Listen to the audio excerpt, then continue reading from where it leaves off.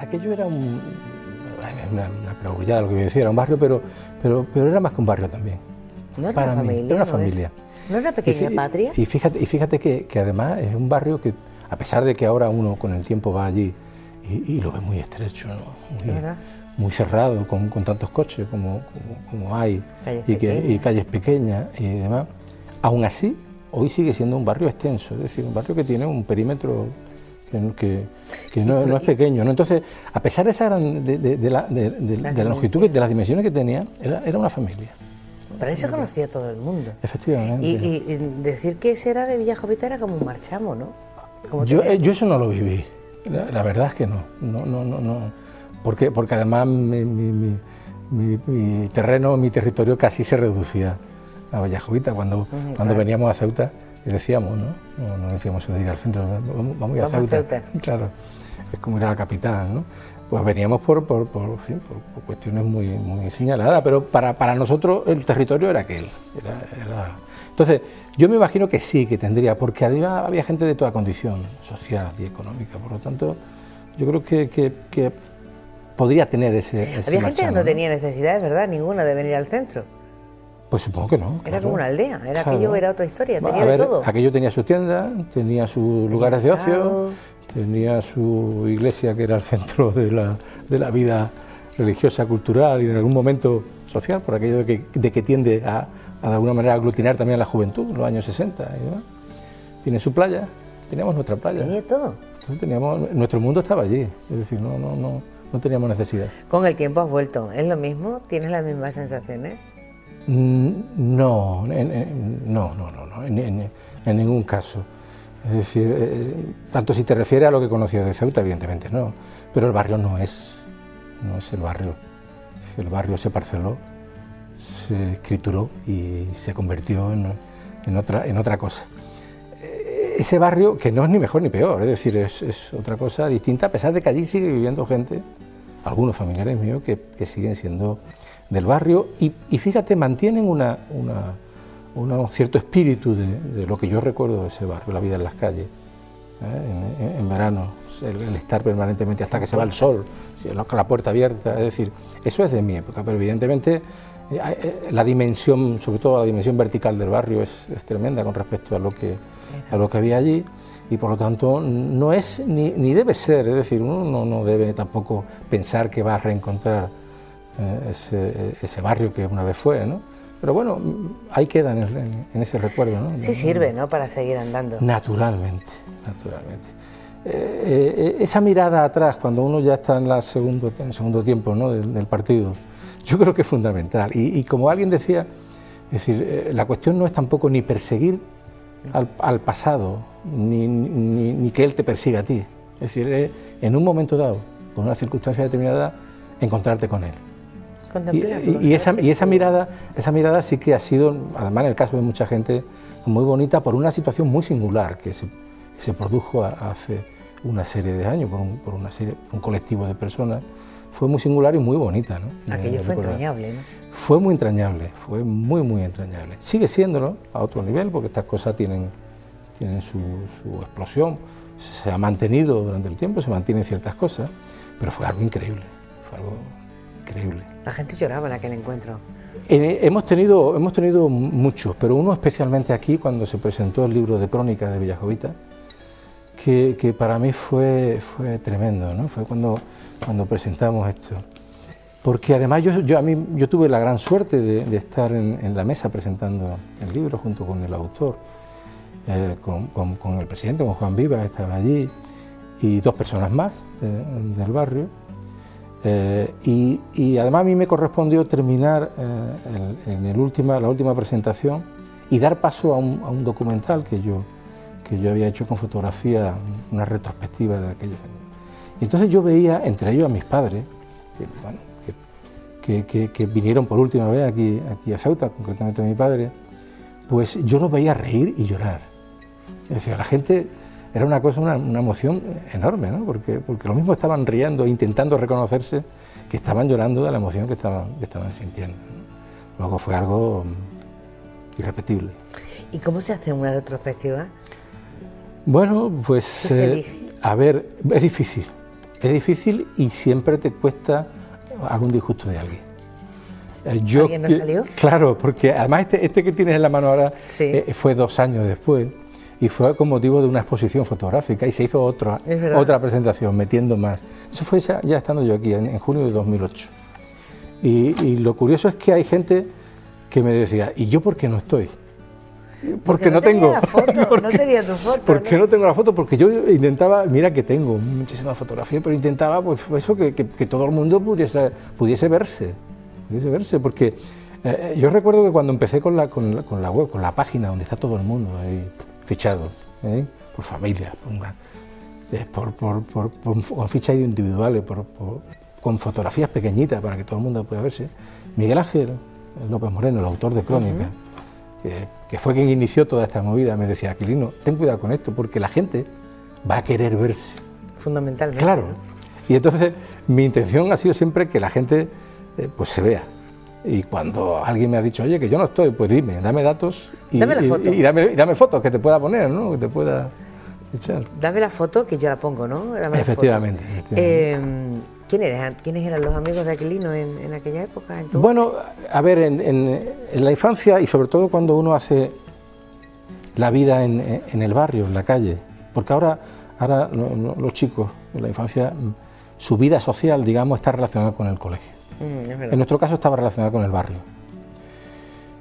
En ese momento, la gente con la que te relacionas es toda la gente del barrio, pero que se mueve en un entorno de edad parecido al tuyo. Es decir, 2 años ya era otro estatus, ya era otro estar con otro grupo de gente. 5 años ni te cuento.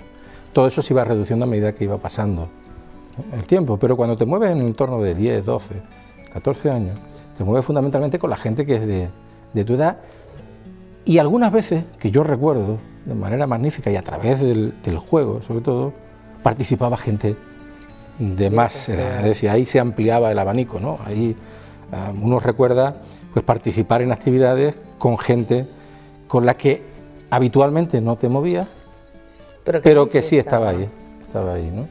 Entonces, ¿quién era mi amigo? Bueno, pues yo recuerdo a alguien que no está aquí, que está en Bilbao, como Juan Antonio Mansilla. Uy, Antonio Mansilla. Juan Antonio Mansilla, Carmen Mari Mansilla, alguien muy ligado ahora también a Zygmunt, pertenecía a mi grupo. Maribel Lorente era de mi grupo también. Carmen Mari Pendás era de mi grupo. Reme Acosta era de mi grupo.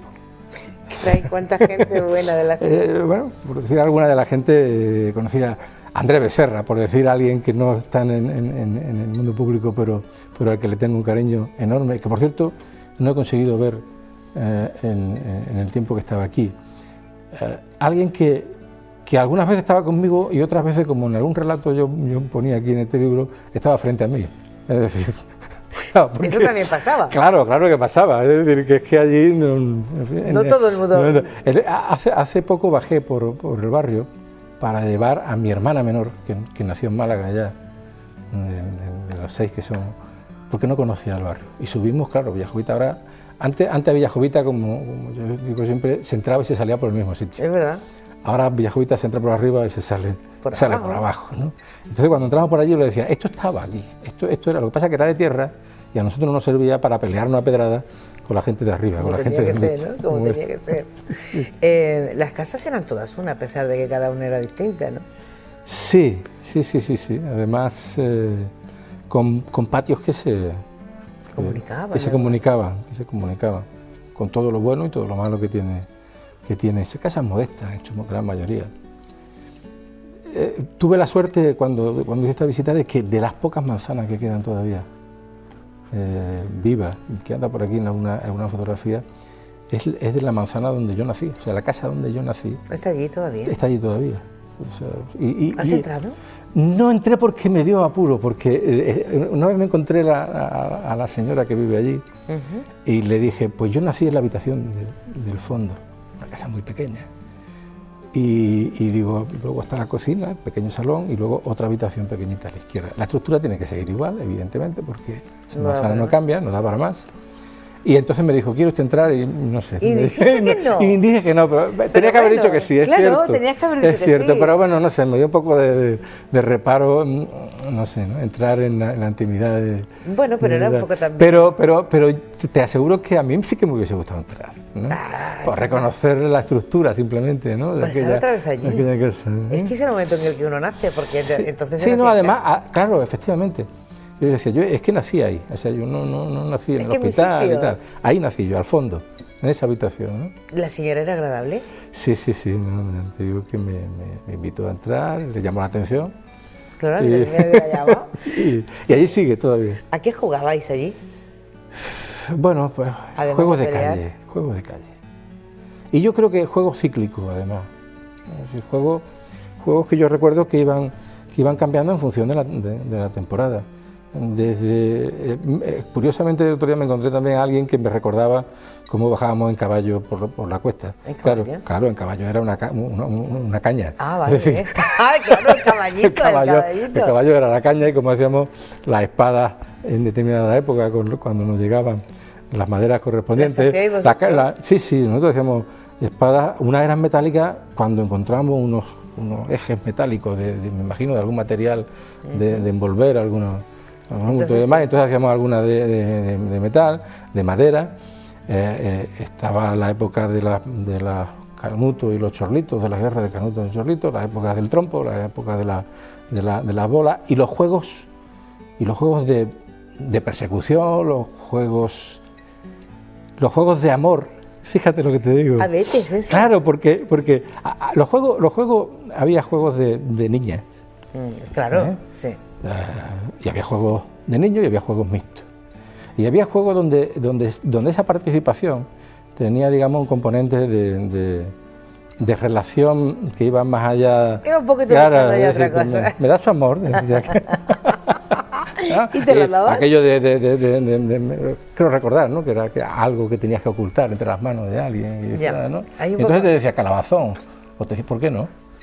Y eso ya era premio, ¿no? ¿Había novias en aquella época? Había amor infantil, lo que uno puede entender por un amor infantil, claro. Sí que la había. ¿Erais niños felices? Yo me recuerdo como un niño feliz. Sí. Yo, bueno, en una casa muy modesta, en una familia modesta, con recursos modestos, pero muy feliz. Pero yo creo que fundamentalmente porque recibía, yo siempre he considerado que recibo cariño de la familia, más allá de las mayores o menores necesidades, y porque me encontraba a gusto en el entorno. Yo creo que para algunos es posible, si le preguntas, te dijeran que era demasiado feliz, porque no tenía una fama buena, ¿no? Allí, o sea, tenía fama de disfrutón y de una buena firma en el barrio. Esa es la fama que tenía y la fama que sigo teniendo entre las personas de cierta edad. ¿Y por qué? ¿Qué hacías? Pues yo no lo tengo muy claro. Es decir, ¿O no quieres contarlo? No, de verdad que yo no tengo recuerdo de decir cuáles son las supuestas maldades que yo hacía. A saber. Pero tú puedes encontrar a alguien de la edad de mis padres o quizás más joven, donde recuerdan a Aquilino de niño, y lo primero que te va a decir es con lo malo que era. Afortunadamente dicen con lo malo que era, ¿no? Ya dice que ha cambiado. Que te has recuperado, ¿no? Pero esa es la mayor fama. Nos dicen que dejaba marcada a sus hijos a través de bocado, otro porque iba dando capones a todo el que me encontraba, otro que desaparecían y que no me aparecía por casa a pesar de los gritos de mi madre llamándome. ¿Y no ibas? Bueno, ¿Dónde te escondías? No, en casa de alguien, supongo. Por la huerta, aquello era un territorio por explorar. Y tú tenías enorme, la necesidad de y claro, y aquello había que explorarlo. Yo estaba siempre en la calle. Yo creo que sí me perdía. Pero tú me dices, ahora, ¿tú eres consciente de que te perdía o de que...? No, yo no. Yo era consciente de que estaba en la calle, de que yo quería estar en la calle. ¿Qué era donde te sentías a gusto? Ese era mi mundo. ¿Cómo eran tus padres? Y mis padres, unas personas para mí extraordinarias, enamoradas desde que tenían 12 o 13 años. Qué bien. Ellos vivían pared con pared, con lo cual... Hasta hace poco, precisamente, la casa donde vivía mi padre ha estado muy pequeñita, ha estado en pie, la han derribado, han construido pues, un bloque de 3 pisos, una pequeña vivienda de 3 pisos, no es un bloque. Y vivía junto a mi madre, es decir, que ellos se enamoraron siendo niños y de alguna manera, bueno, hasta que murió mi padre, pues han seguido juntos, ¿no? Por lo tanto, para mí mis padres han sido siempre una referencia. han sido en lo familiar, en lo profesional, por parte de mi padre, y en lo profesional, por así decirlo, en lo que reivindico por parte de mi madre. Mi madre era una ama de casa, no trabajaba afuera, pero mi madre, para mí, hacía un trabajo enorme a nivel de educación. El que nunca se les reconoce a esas personas de esa generación que estaban dedicadas a sus hijos por encima de todo, ¿no? Y bueno, ellos pertenecían a una generación distinta a la nuestra. Evidentemente que han ido entendiendo que seguramente hoy día su papel hubiese sido de otra manera, pero en ese sentido yo he aprendido de los dos. ¿Qué te enseñó ella? ¿O qué te enseña ella? Ella, fundamentalmente, ¿qué tienes de mamá? A ver las cosas con calma, es decir, a intentar siempre ponerme en el lugar del otro, es decir, a tener paciencia. Quizás la que menos tenía mi padre en ese sentido, pero mi madre era decir, bueno, le estás mostrando a lo mejor lo peor de una cosa y siempre intenta ver lo mejor de cada cosa, ¿no? Entonces, si yo me tengo que quedar algo de mi madre, me quedaría fundamentalmente con eso. Y además que no solo lo hacía con sus hijos, sino que lo hacía con todo el mundo. Es decir, cualquiera que llegaba a la casa allí era bien recibido, eso para mí era un ejemplo. ¿Y de tu padre? Y de mi padre la labor, el trabajo, la perseverancia, el intentar buscar siempre solución a los problemas. Es decir, el no cejar en el empeño, es decir, esto lo tengo que conseguir, tengo que darle solución a este problema, el tenerlo siempre detrás. Yo cuando mi hijo me dice gracias por estar ahí, ¿qué menos? Si es que yo a mi padre siempre lo he tenido detrás, claro, siempre que lo he necesitado. Siempre que lo he necesitado lo he tenido detrás. No solo en el terreno virtual o emocional, sino en el plano real. Es que mi padre acudía donde nos lo necesitábamos siempre, ¿no? Y además yo creo que así como cualquiera cree que su padre es Superman hasta los 12 o 13 años, nosotros hemos creído que lo era hasta mucho después, porque es que realmente siempre, nos solucionaba tantas cosas prácticas. Y además hay una cosa curiosa, yo creo que hasta el último día a mí me dio aprendizaje mi padre, porque fíjate que él empezó a disfrutar de verdad de la familia, como consecuencia del trabajo, cuando se jubiló a los 70 años. A los 70 años se jubiló. Trabajando jubiló. hasta los 70 años, se jubiló a los 65 años, bueno, pero estuvo hasta los 70 años en la empresa, porque era el alma también de una empresa que es sucursal de donde empezó, aquí en Ceuta. Y de alguna manera luego se le abrió un mundo de decir, joder, ¿qué me he perdido yo con la familia? Claro. Y cómo disfrutaba viendo a su familia, a sus hijos, a sus nietos, hasta el último día, ¿no? Hasta el día que falleció por la noche, y por la tarde pues disfrutó de ver sus veintitantos, 30 entre hijos, nietos, 6 hermanos, 13 nietos y 3 bisnietos. Caray, como la familia, ¿no? Así que, y todos reunidos, más los agregados, es decir, más el ruso de turno que estaba en una época, o más, es decir, gente que siempre ha sido acogida. Y entonces, verlo disfrutar de esa manera, para mí también era un ejemplo, ¿no? Es decir, ojo, no te puedes perder esto. Yo soy una persona que también tengo la sensación de que he dejado ciertas cosas por el trabajo. ¿Tiene arreglo eso? Y eso, claro que tiene arreglo. Claro que tiene arreglo. Y yo creo que, por eso te estoy diciendo que eso es un aprendizaje también. Ojo, el tiempo va pasando y tienes que saber pronto, combinar cada vez más pronto, cada vez va más rápido, efectivamente. ¿Por qué os vais de Ceuta? A ver, me voy a Ceuta, nos vamos de Ceuta por un tema laboral. Tema espinoso. Bueno, un tema laboral. Mi padre empieza aquí a trabajar desde pequeño, desde muy joven, con la empresa de los Molina, Molina Genco. Y luego con un socio capitalista abre una empresa que le hace la competencia a Molina, Industrias Melgar. Y bueno, empieza muy bien, teniendo mucho éxito. Mi padre, como yo digo, se pasa muchos años iluminando el cielo de Ceuta en la feria. Yo recuerdo de pequeño haber pintado las bombillas de la feria. ¿Ah, sí? Sí, sí, sí, yo he pintado muchísimas bombillas de feria porque mi padre ponía enormes ristras de bombillas con estos inventos que él hacía y todas encendidas para que a través de una pintura se fuese metiendo en el bote y la fuese pintando él cuando eran bombillas de las grandes aquellas. Y sobre todo dicho por un hermano suyo que trabajaba con él, me decía, es que no te puedes imaginar sin la tecnología que hay hoy aquí, lo que tu padre hacía en las portadas de la feria, de manera para que aquello se encendiera, se apagara, una cosa extraordinaria. Por lo tanto, él empieza ahí y en algún momento pues la situación de esa sociedad industrial y de capital pues no sale como él quería, no funcionó, ahí hubo alguna cosa que yo tampoco ni tengo la certeza de qué ocurrió, ni tampoco a él le pregunté nunca en qué medida se sintió engañado, ¿no? Pero la realidad es que a nosotros nos dice un día, bueno, nos vamos, y se va con quien estaba trabajando aquí, con los hermanos Molina, a llevar la empresa que ellos tenían en Málaga.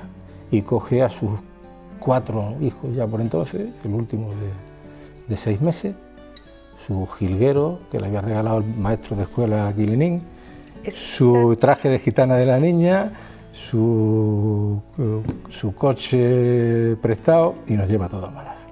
Así fue. Así nos fuimos todos, ¿no? Con el jilguero. Con el traje de gitana en una percha. ¿Eso es verdad? Es verdad, es que lo recuerdo todo venido allí con el traje de gitana, la jaula del jilguero que me regaló Paco Canto, y bueno, y toda una vida por delante en un hombre ya con 41 años, que bueno, que ahora decimos, bueno, no es nada. Pero entonces... 41 años tenía ya una trayectoria. Yo tengo que recordar que yo me voy de aquí, me dejo a mi abuelo con 66 años, que hoy día es una edad tal, y mi abuelo se muere en una semana, es decir, hecho un viejo, con problemas, es decir, justo una semana después de irnos nosotros. Así que en ese momento yo con 11 años, la mayor con 13 años, el pequeño con 6 meses, pues nos vamos a Málaga a buscar una vida nueva. ¿Y qué te encuentras en Málaga? ¿Qué encontráis en Málaga? Pues mira, en Málaga me encuentro que me encierran en un piso. No me encierran, pero me veo encerrado en un piso. Es decir, yo paso de estar en la calle permanentemente, haciéndome libre, y mi madre intentando buscarme, con mis horas de colegio, pero ya te digo que si yo tengo que recordar la proporción de horas, yo no sé si serían más o menos, pero yo lo que recuerdo es la calle, yo no recuerdo la hora de colegio ni la hora de casa. Y allí, pues por necesidad, mi madre me limita la salida, porque aquello era un mundo desconocido, porque vivíamos en un piso, no vivíamos en una casa mata, en un sitio donde había tráfico, donde no conocía a nadie. Por lo tanto, yo tengo problemas. Yo voy a Málaga y tengo problemas de adaptación, de tal manera que para mí cada vacación era coger, como se dice ahora, picar billetes y volver a Ceuta, ¿no? De cualquier manera. De cualquier manera. Entonces yo volvía, me quedaba con mi abuela y pasaba las vacaciones, todas las vacaciones las pasaba aquí en Ceuta porque volvía otra vez a mi mundo. Era lo que te faltaba. Claro. También era una edad difícil para entender los cambios. Sí, era una edad difícil, pero yo fíjate que analizándolo posteriormente, esos 3 o 4 años oscuros que yo sé, por lo que luego me contaban mis padres, donde les preocupaba incluso a ellos, ¿no? Yo era un niño donde se me ve aquí, de tanto estar en la calle, pues un niño flaquito, y entonces empieza a coger kilos allí. Y me pone bolitas. ¿Y qué pasa con este niño, no? Y entonces se preocupan, me quieren hacer salir. Y curiosamente yo creo que a mí lo que me faltaba era eso, ese era el gran cambio, de tal manera que siempre digo que lo que me hace a mí salir, aparte del término de la adolescencia y demás, es precisamente la actividad física. Es decir, cuando yo entro realmente en el mundo de la actividad física, del deporte, que a mí me ha dado también una vida, pues entonces... ¿Quién era Aquilino Melgar en el deporte? Bueno, Aquilino Melgar fue en el deporte alguien que empezó en el colegio a practicar varios deportes, con un grupo de gente que coincidió en ese momento de manera casual, importante en ese centro, y que de alguna manera destacó en varios deportes en Málaga. a nivel de juveniles, y que luego de ese grupo de gente hubo gente que se decidió por un deporte y gente que se decidió por otra. Personas que estaban conmigo fueron profesionales del mundo del fútbol y siguen siendo profesionales del mundo del fútbol, porque hoy día llevan el equipo médico del Málaga y fueron jugadores del Málaga. Dime nombre. Juan Carlos Pérez Frías y Nacho Pérez Frías, cuyo hijo es jugador del Betis ahora, estaban conmigo en ese entorno donde jugábamos a balonmano juntos, jugábamos a fútbol juntos y hacíamos competición de campo a través juntos también. Quedamos en las 3 modalidades, quedamos campeón de Málaga. Entonces, ellos se dedican al fútbol y yo hubo un momento donde participo en 3 competiciones, 2 de balonmano, una de juvenil y otra de senior, porque ya me pasaron de categoría siendo juvenil, y de fútbol también, pero lo tengo que dejar. Ellos se decidieron por el fútbol y tuvieron un éxito grande, y yo me decidí por el balonmano y tuve un éxito también relativo en la medida en que jugué en división de honor de balonmano. Es decir, que bueno, bien, ¿no? A mí me dio una salida extraordinaria porque yo realmente hubo durante una serie de años que viajé por toda España conociendo lo que era la máxima categoría del balonmano, que fue una experiencia tremenda, extraordinaria. Así que mi deporte fue balonmano en ese sentido. ¿Y cuando te decidiste hacer qué? ¿No quieres seguir en el deporte? ¿No sigues? No, el deporte, a ver, el deporte uno siempre quiere seguir. Esta misma tarde comentando con un compañero antes de venir aquí, hablando de no sé qué cosas estábamos diciendo, yo le decía que la vida era un continuo renunciar, ¿no?, a cosas. Entonces, el deporte es una de las cosas que se renuncia.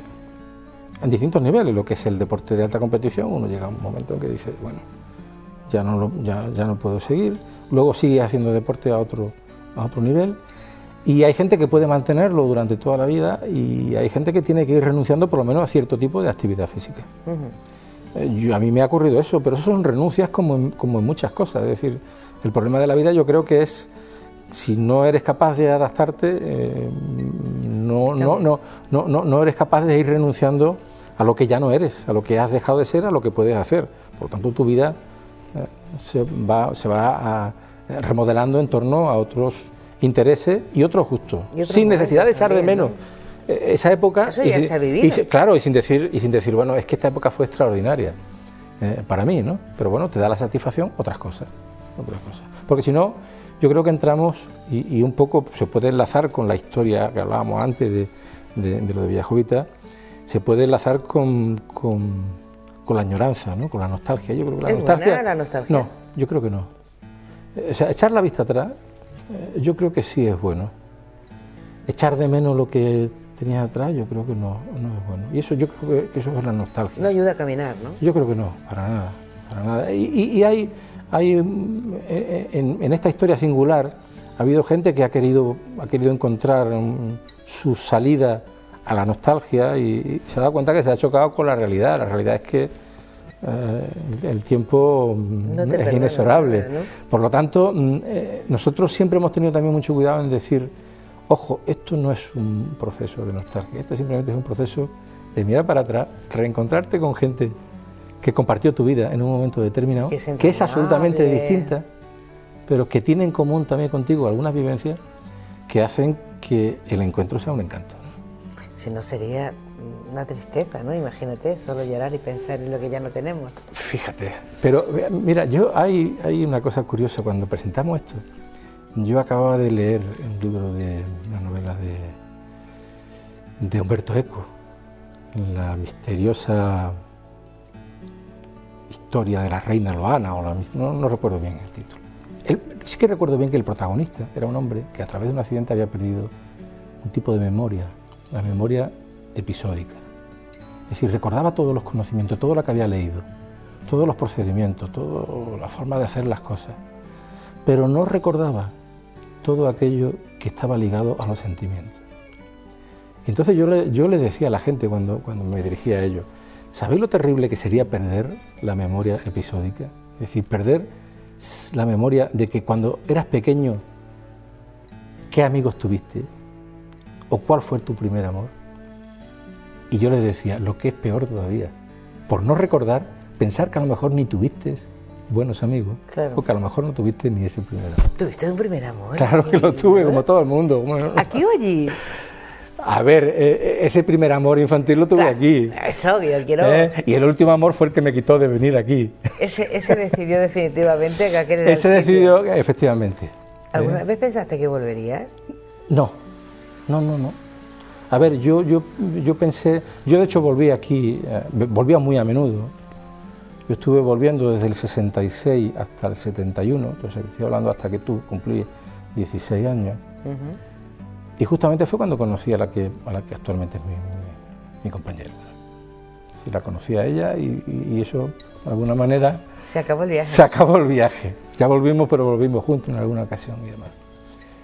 Pero luego vine ocasionalmente con ella cuando éramos novios, con alguno de los críos también cuando nació, porque vine a jugar aquí alguna vez a balonmano. Y estuve mucho tiempo sin venir.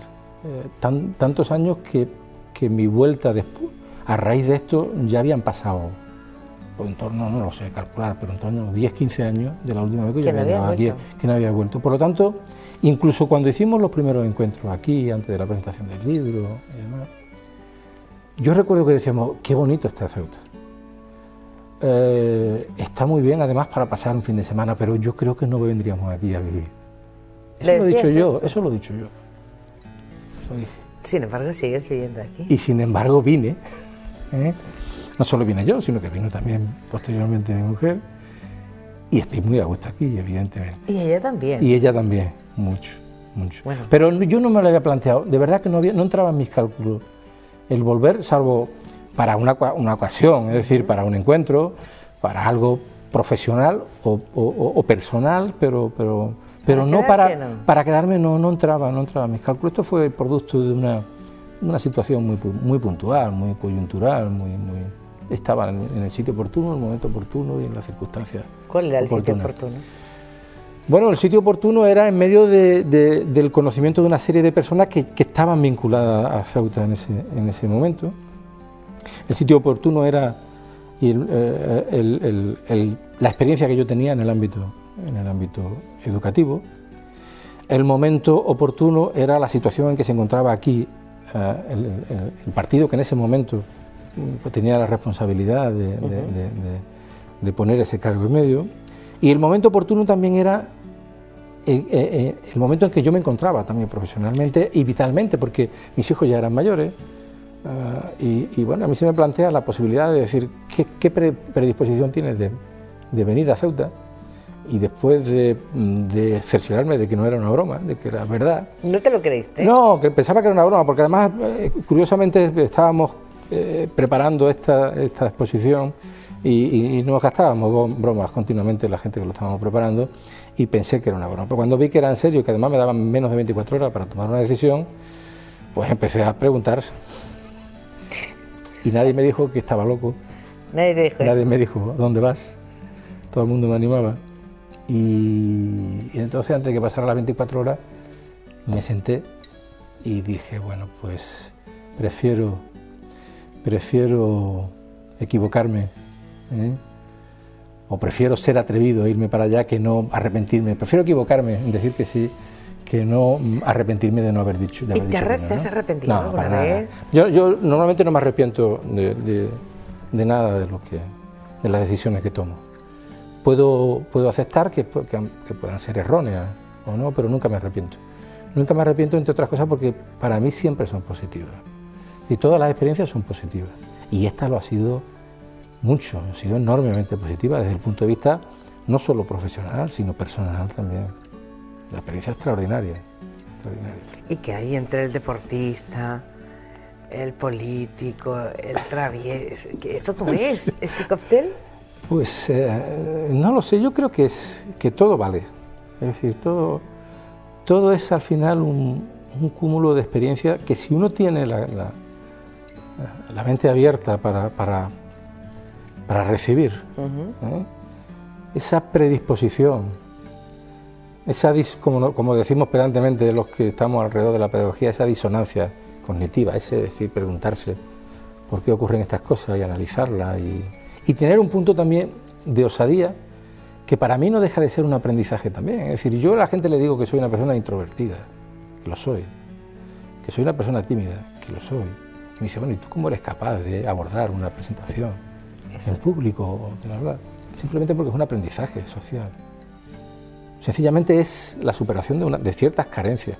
Pero eso no me hace a mí dejar de ser una persona introvertida. Pero creo que todo eso me ha aportado una experiencia y un bagaje extraordinario. Entonces, ese es un ejemplo. Si eso lo aplica a todo lo relacionado con mi forma de ser de niño, con mi manera de entender el deporte, si quiere, con mi manera de decidirme en un momento determinado entre llevar una carrera como entrenador de balonmano, que lo fui también y lo soy a nivel nacional, y de decirme el actual presidente de la Federación de Balonmano, pierdo un gran entrenador de balonmano y espero que la enseñanza gane un buen director, pues yo entraba en el año 86 en la dirección. Pues esa toma de decisiones que yo no... Es duro, ¿no? Eso en un momento para mí es halagador. Es halagador, claro. Porque estás diciendo, bueno, ¿qué me estoy perdiendo por aquí? No lo sé, lo que me puedo estar perdiendo. Este hombre me está diciendo que a lo mejor podía tener un futuro por aquí. Pero mi decisión está por este otro camino, está por el camino de la educación, de la enseñanza. Y ya, a partir de ahí, ya no me planteo qué me perdí. No, ya lo que hago es ver que el camino que he tomado, qué me está proporcionando y tratar de hacerlo lo mejor posible. Entonces, yo creo que, por eso te decía antes, esas renuncias y esas aceptaciones, por otro lado, al final, si te quedas con lo mejor de cada cosa, pues te va forjando una manera de ser también, ¿no? Y si eres capaz de aplicar esa forma de ser y ese aprendizaje a aquello que tú haces de manera errónea o no, pero honesta, pues yo creo que de alguna manera pues es esa mezcla que tú me preguntabas, ¿no? Un poco así. Es un poco todo eso, que si cada uno de nosotros hiciera una especie de tubo de ensayo, ¿no? Con un poco de cada cosa, igual nos sorprendería saber cómo somos. ¿Tú sabes cómo eres? A ver, yo creo que nadie es capaz de conocerse a sí mismo, ni nadie es capaz de conocer al otro. Yo estoy convencido. Por nadie.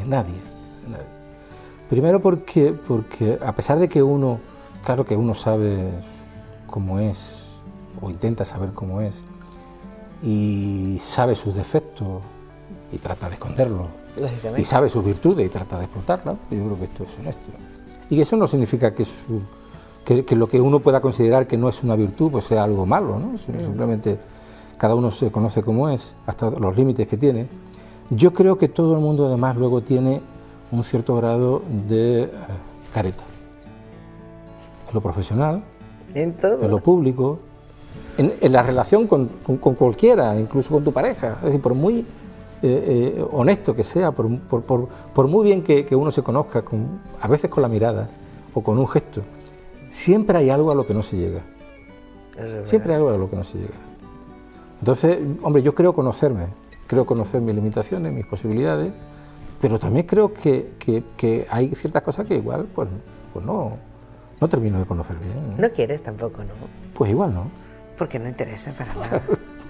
¿Cómo es tu mujer? Mi mujer cuidado con el toro y la aceituna. A ver, mira, yo no solemos utilizar ella. Yo suelo hablar de Eugenia, ella suele hablar de Aquilino. A pesar de que no nos cuesta llamarnos mi mujer y mi marido, ¿no? Pero si reflexionamos sobre el término, ese mí, ya casi para contrarrestar el posesivo, uno en vez de decir mi mujer, pues dice mi pareja o mi compañera y tal. Relaja un poco la situación, porque la verdad es que si yo en el terreno profesional he estado más de media vida en un sitio, y creo que eso me ha dado una experiencia enorme y un aprendizaje enorme. Llevo más de media vida, bastante más de media vida. Llevo 40 y tantos años, 40 años con mi mujer. Entonces, ¿qué te voy a decir de ella? Es parte de mi vida y ahora mismo realmente no la entiendo sin ella. Y eso no significa que tengamos una dependencia hasta el extremo de que no nos hayamos planteado de que podíamos vivir el uno sin otro. De hecho, al principio de tu estancia aquí ya se quedó en su trabajo. Sí, sí. No por mucho tiempo. No, pero bueno, a ver, ahí tenemos un respeto, ella tenía siempre un respeto extraordinario y yo también, ¿no? Esa noche que me llamaron, lo primero que ella descartó es el venir para acá. Y yo, tú haz lo que quieras, haz lo que creas que deban hacer, las decisiones en el terreno profesional las hemos hablado, pero cada uno ha tomado lo que ha considerado oportuno, pero yo no me voy. No me voy porque llevo 30 años con la misma gente, estoy en un sitio donde me quieren un montón, donde tengo una consideración extraordinaria y me da mucho miedo. Es lícito también. Así que me vine para acá y estuve más de un año viviendo solo, que no deja de ser otra experiencia. ¿Qué aprendes de esa soledad? Bueno, aprendes a vivir en una soledad que de alguna manera es obligada, ¿no? Claro. Es obligada. Sabiendo que no estás solo, aunque estés separado en la distancia, pero a veces se te hace muy duro. Es decir, a veces cuando estás acostumbrado a no vivir solo, de pronto encontrarte, a pesar de que la vida se te convierte en 24 horas prácticamente, a veces te paras y dices, ¿qué hago yo aquí? ¿Eso qué haces el día que llegas al ministerio, a la delegación, y te sientes en esa mesa y dices, y harto que asesores, sí, y no conozco a nadie? ¿Sabes lo que hago? Cerrar la puerta. ¿Cerraste la puerta? Cerré la puerta y me aislé ahí. La verdad es que tuve poco tiempo, ¿no?, con la puerta cerrada, porque yo he sido una persona de puerta abierta, de puerta abierta, y creo que eso entre los compañeros de trabajo creo que se ha valorado suficientemente, ¿no? Salvo cuando no había más remedio que cerrarla. Pero en ese momento te encierras y dices, bueno, ¿cómo podemos abordar un cambio que yo pretendía grande a nivel de personas? Yo quería formar mi equipo. Y creo que lo conseguí, a pesar de que no conocía. Yo tuve un cierto asesoramiento por parte de gente, yo mantuve muchas entrevistas en ese periodo, bueno, un periodo de un mes y medio, 2 meses. Y al final conseguí hacer un equipo completo, hasta el punto de que ha habido mucha gente que interpretó mal la situación. Yo no tuve nunca ninguna imposición, ni a la hora de quitar ni a la hora de poner. Yo tuve una suerte que creo que no es normal. Pese a lo que se dijera, ¿no? Pese a lo que se dijera y que se siga diciendo, me da igual. Lo tienen claro que la gente que participó en aquello, ¿no? Yo tuve total libertad para decidir que, dado el cambio tan profundo que yo quería hacer, no quería decidir entre quedarme con gente y no, quería hacer un cambio total, pensaba que era necesario, y al mismo tiempo no tuve ninguna traba en que me dijeran, esto no es removible o esta persona no puede entrar. Bueno, esa es otra historia, ¿no? Bueno. Eso no es fácil. Yo que no venía del mundo de la política de partido, cuando llegué aquí, yo entiendo que no es fácil en la dinámica normal de los partidos, y lo entiendo. Es decir, a veces no ha llevado a un extremo, pero lo puedo entender. Pero yo tuve la gran suerte de que no se me pusieran trabas en ese sentido, y creo que lo mejor que yo he tenido, al margen de ciertos éxitos que creo que he tenido, ha sido el equipo que he tenido. Dentro de ese equipo y de ese profundo cambio que quieres hacer, terminado el plazo, ¿lo has conseguido? No, nunca. A ver, es que no eres capaz de conseguir nunca lo que... ¿No lo has conseguido? A ver, no, se consiguen cosas parciales. Claro, yo creo que sí, que hemos conseguido más incluso de lo que se ve, ¿no? Y más incluso, te voy a decir algo, más incluso de lo que puede llegar a contar. ¿Por qué? Porque hay ciertos mecanismos y dinámicas internas que no son públicas y que evidentemente cuando las cambias para bien, para un mejor servicio público, pues te sientes satisfecho, a pesar de que no es vendible, a pesar de que no queda... Y yo en eso tengo una satisfacción enorme.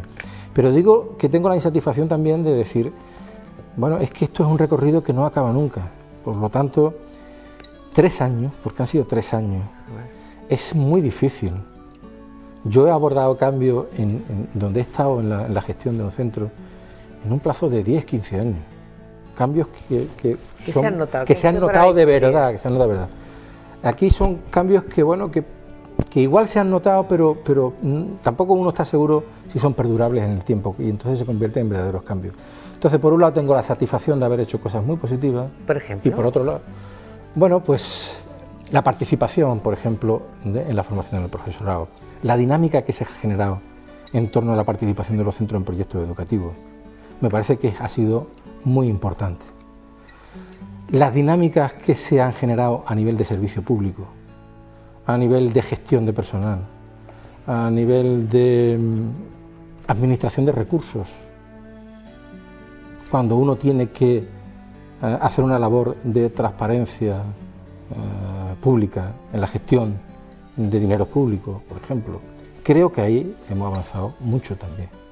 Pero eso no lo ven más allá de quienes están ahí, ¿no? Entonces, yo creo que en el terreno administrativo, que es una parte que no se ve de la gestión de la dirección provincial, se ha avanzado muchísimo en esos 3 años, y en el terreno educativo hemos avanzado también mucho en la consideración de la formación del profesorado, del compromiso con proyectos educativos, e incluso también en lo que es el avance de la situación donde nos encontramos, que no es buena. Pero tengo que recordar que en el último año, donde tuvimos datos de mejora, la comunidad que más avanzó en titulación fue la de Ceuta. Eso es verdad. Es que eso está ahí. Que eso es un trabajo que viene de atrás, yo no lo niego, que eso no es un trabajo que hay que considerarlo. Todo. Muy bien, pero a uno le satisface que decir, bueno, no vamos para atrás, vamos hacia adelante. Entonces, yo creo que ahí sí que se ha hecho. Luego, yo soy una persona que creo que el fondo es muy importante de las cosas, pero las formas también son importantes. Y creo que, y lo noto en los compañeros que ahora han terminado su ciclo en la gestión de la educación aquí en Ceuta, donde dicen, bueno, es que además hemos tenido un ambiente de trabajo. ¿Has hecho la comunión? La hice, la comunión. Lo que pasa ¿Qué hiciste ese día? ¿Te acuerdas? Sí, verás, el recuerdo que tengo de la comunión es un recuerdo mercantilista. ¿Ah, sí? Sí, porque alguien me dijo... ¿Te adelantaste al Corte Inglés? No, ¿qué va? Porque alguien me pilló, el recuerdo que tengo. Alguien me dijo, fíjate lo que estás diciendo. Le está preguntando a alguno de estos son del barrio, Antonio Mancilla, mi bijurado, mi abuela, aquí. Y alguien me pilló diciéndome, ¿cuántas estampitas has vendido tú? O sea que... ¿Ibas vendiendo? O sea que yo creo que ese espíritu mercantilista es el que al final pues terminó porque mi relación con la institución de la Iglesia pues no fuese del todo buena, ¿no? Muy del todo buena. Vendiste, ¿no?, las estampitas que eran los recordatorios. Madre mía. ¿Quién es toda esta gente? Pues mira, aquí no estoy yo, pero esta es una fotografía muy interesante, porque es el origen, esta fotografía es el origen de ese movimiento del colectivo Niños de Villajovite. Es decir, aquí esta fotografía se colgó en internet y la gente empezó a reconocerse. Yo soy. Aquello empezó a tomar una dimensión enorme y a partir de ahí pues se produjeron encuentros muy importantes, ¿no? Y de reconocer a mucha gente. Aquí hay gente que pues está en la vida pública hoy o que son conocidos por su negocio y demás, y mucha gente que está fuera. Y la gente de fuera es la que quería saber qué había pasado con la gente que había convivido con ella en estas historias. Hay mucha gente fuera. Mucha gente fuera. Mucha gente fuera. Y no sabes lo que supone juntar a 200, 300 personas de fuera después de 40 años. Y cuando se está fuera 40 años, ¿se sigue sintiendo uno del lugar del que sale? Porque ya son muchos años para... Sí, pero fíjate, no te voy a mentir. Yo también recuerdo una frase que dije en ese día de la presentación del libro. Yo no soy de ningún sitio más allá de serlo frente a alguien que dice ser de otro lado. ¿Entendí? Me explico. Es decir, si hay gente que me dice que es que él es alemán y frente a que yo soy español, yo soy muy español. Pero si no somos iguales. Si no, yo soy de Málaga frente a gente que dice ser en contra de alguien de Málaga. Y soy de Ceuta frente a alguien que se reivindica o que me ataca a mí como caballa, ¿no? Es decir, en ese sentido a mí me sale. Pero yo decía en aquel momento, yo mentiría si siempre he tenido un sentimiento de ser de algún lugar, de ser de Málaga o de ser de Ceuta, muy grande. Ahora, yo dije también, yo sí me identifico con el lugar donde están mis vivencias originarias. Y esas estaban alrededor de 4 calles. Claro, y de un sitio donde mis padres se habían conocido, de un sitio donde yo nací, de un sitio donde yo tengo mis primeras vivencias. De ahí sí me siento yo. La política te llama, vienes. Sí. ¿La política te deja? No lo sé. ¿Te vas a dejar querer? No lo sé. ¿En qué momento estás? No lo sé. Bueno, en un momento de ver la situación cómo evoluciona. Yo tenía una encomienda de gestión que creo que he cumplido lo mejor que he sabido, he podido, me han dejado. Y ahora mi partido, al que me afilié estando aquí. ¿No estabas afiliado? No estaba afiliado. Yo siempre he pasado por estar afiliado al Partido Socialista. Todos mis amigos han pensado toda la vida que yo he estado Pero no lo afiliado. estabas. Pero no estaba porque yo he tenido siempre la sensación, cuando los primeros años 80, de que no me parecía honesto apuntarme a caballo ganador. Siempre era una situación de que además a mí me daba la sensación de que afiliarme al partido era intentar buscarme un hueco en algo. Y entonces, al revés. Entonces, ¿no? Claro, efectivamente. Entonces, para mí es una gran satisfacción, porque eso no ha implicado nunca que yo me he sentido militante siempre, de toda la vida, del Partido Socialista. Claro. Y con independencia de haber estado afiliado. Sin embargo, ha ocurrido, como tú dices, al contrario. Es decir, cuando a mí, sin ser afiliado, se me llama, yo luego creo que le debo algo al partido. Es decir, creo que mi compromiso ya ni es a caballo ganador, ni necesita ser a caballo ganador. Pasando como una situación complicada, creo que le debo algo y entonces en ese sentido sí que me afilio al partido. ¿Es un grupo? Bueno, no teníamos un grupo, esto es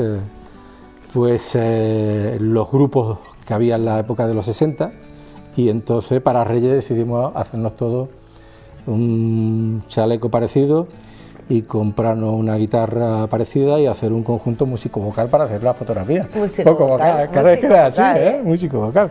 La vocalista se supone que sería una de mis primas, que está aquí, Celi, y la fotografía es muy curiosa porque yo que aparezco aquí con los pantalones caídos, como era habitual. Sí, en posición ya adelantada. Tengo una guitarra, que todos los demás tienen una guitarra eléctrica, yo la tengo española. ¿Por qué?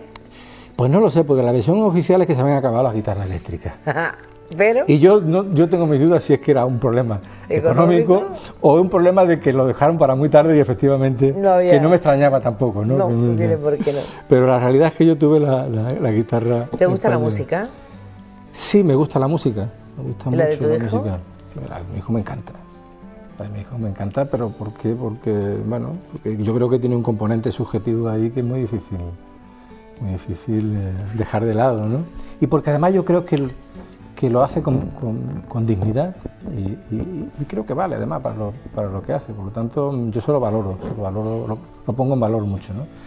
Además hace una cosa que a mí me hubiera gustado siempre, que es hacer algo en la música, ser instrumentista y no, por lo tanto yo lo valoro. El otro, siendo más músico que el que se dedica a la música, no es artista.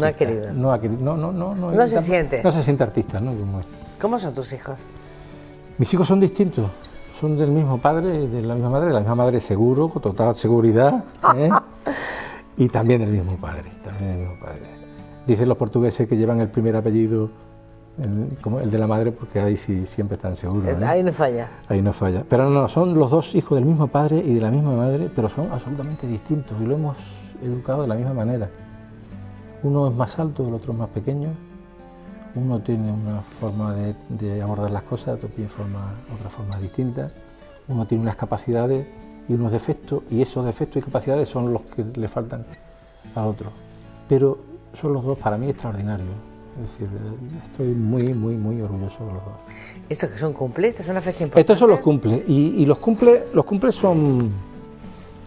En el barrio eran algo importante, era un acontecimiento porque era reunir a los amigos de la calle y llevártelos a la casa, ¿no? Por lo tanto, Aquí que estamos 3 hermanos, pues alrededor habría como 20 amigos. ¿Quién también, apaga la vela? Apaga la vela Clinín. Aquí ya se te ve carita, ¿eh? Apaga la vela. Aquí ya se te ve el que suscribe, carita de decir, bueno, algún rabillo tenía que tener. Con un par de años, sí. Toda esta gente, estas fotos yo creo que la tenemos toda la familia de la época, ¿no? Claro, el chocolate y la caja de galletas como regalo, ¿no? Porque además, primero, a mí se me ocurrían después de ver esto dos preguntas. Es decir, ¿qué nos regalábamos? Nos lo hemos preguntado. Regalaban, decían, nos traían cajas de galletas y esas cosas. Sí, era lo que había. ¿Y quién hacía la fotografía?